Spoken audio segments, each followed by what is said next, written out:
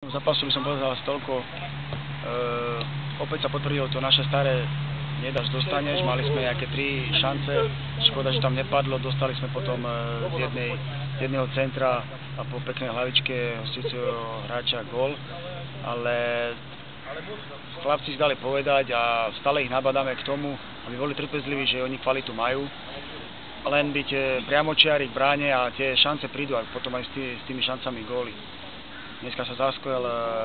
trojgólový Regálik, ktorý má spústu šancí a konečne dnes mu to vyšlo. Myslím, že sme boli počas celého zápasu lepší ako vo všetkých zápasoch, lebo títo chlapci majú natrénované a proste tu nemajú,